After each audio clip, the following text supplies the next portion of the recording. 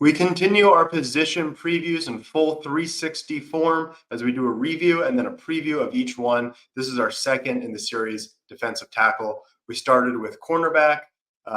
If you missed that, go back and check it out on the YouTube channel. Be sure you're subscribed so you don't miss any of these. It's going to be a lot of fun.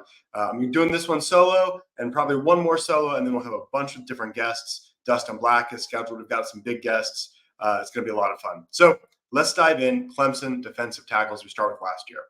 They were awesome. 4 of the top 9 defensive tackles by PFF grade in the conference were on the Tigers. 4 out of the top 9. Very impressive. Number 2 in the ACC and tops among all the Tigers was Peter Woods, 87.6 PFF grade. He needed no acclimation time to become an impact player at the college level. Was outstanding. Played 301 snaps, so not full-time starter snaps, but made a lot of use of the snaps he got. So he was excellent. Tyler Davis, who I have been saying for a long time has been one of the biggest difference makers, most important players on the Clemson defense. I think even all the way back to that 2020 loss at Notre Dame when Skalski was out and Trevor Lawrence was out. I think Tyler Davis was the guy that missed the most. Davis came back for his 5th year last season and once again was a huge difference maker. Injuries kind of derailed his career, at least to some respect, but he had a healthy season last year. 85.5 PFF grade, excellent, 34 tackles, 3.5 for loss. He doesn't put up flashy numbers, but he's just so elite in run defense, just excellent in run defense with a 90.8 PFF grade, specifically in run defense. NFL scouts don't love some of his physique, short arms, poor shuttle time, stuff like that. But as a college player, just absolutely tremendous, did so much for Clemson and will be sorely missed.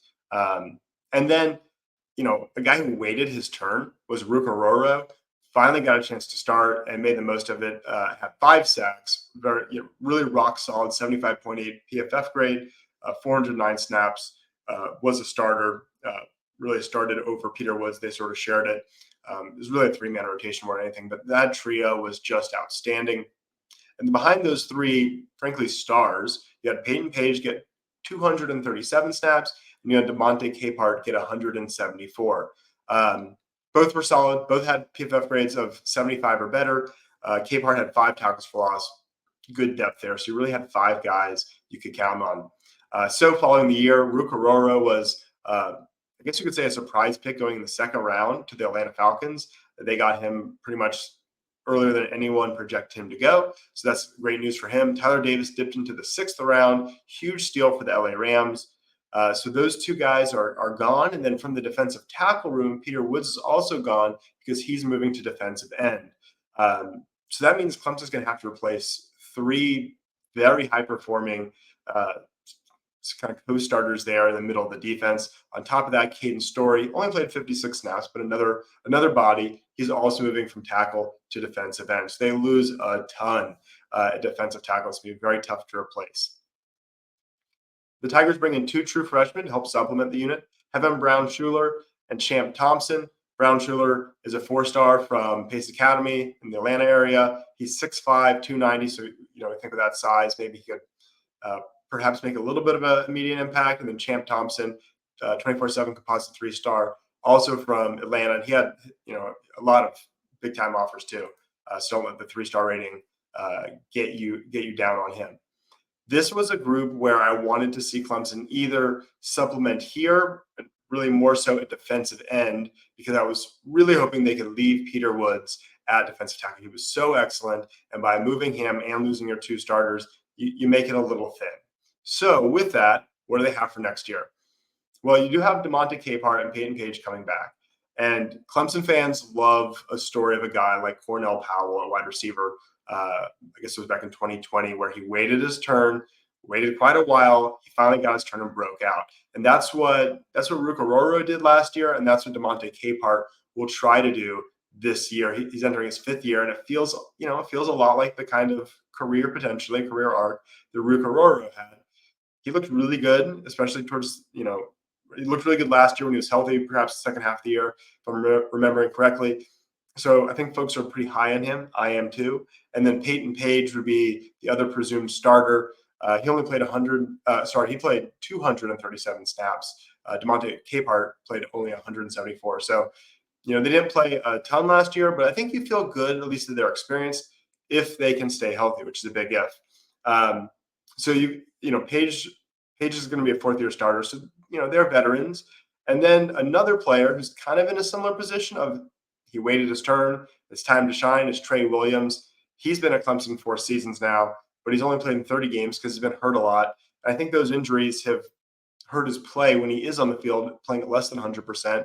He hasn't posted a PFF grade over 65 in any of the last 3 seasons, so he's kind of struggled even when he was on the field. I think probably because of nagging injuries. So those are your veteran three. So they do have a veteran trio there. Some injury risk, of course, with them.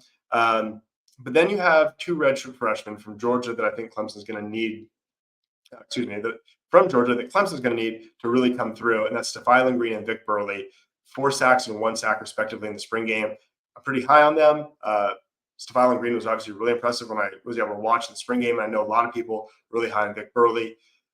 The trio ahead of them, to some extent, unproven. Capehart, as good as he was, it was in limited action, and he's had his health issues. Trey Williams really had his health issues. All 3 of those being healthy for every game all season feels unlikely. I think one or if not both of these redshirt freshmen are going to have an impactful season if Clemson's going to be strong in the middle. Clemson is, I don't want to say dominant, but let's just say very good down the middle, right? A defensive tackle, especially over the past couple of years. And Nick Eason's an excellent position coach. Clemson fans love a story of veterans who don't transfer all over the place. They stick it out and they pop at the end of their career. And so that's what we have a chance for here.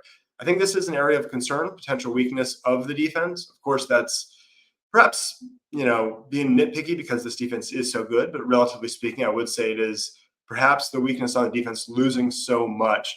Again, would have loved to see them add a defensive end. I think defensive end is going to be a huge strength now with Woods moving out there and some guys that I think can pop. That'll be the next one. So I think here you look at it and say, it'll take a step back almost for sure. Doesn't mean it has to be weakness, but definitely some injury risk.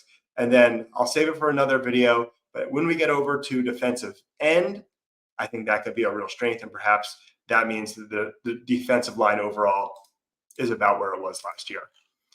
Hope you enjoyed this video. And as always, go Tigers. If you enjoyed this video, you can help the channel grow in a couple ways. Like the video and leave a comment. And if you haven't already, please subscribe to the channel. I'd really appreciate it. Also, if you're a pet owner and you live in the upstate, I want to tell you about Ready Vets. Ready Vets offers immediate walk-in care when your pet can't wait. Owned by 2 Clemson alumni, they're open 7 days per week until 10 p.m. They're located in Taylor's, just over 10 miles from downtown Greenville and the Woodruff Road shopping district. Save them in your phone in case you ever need them.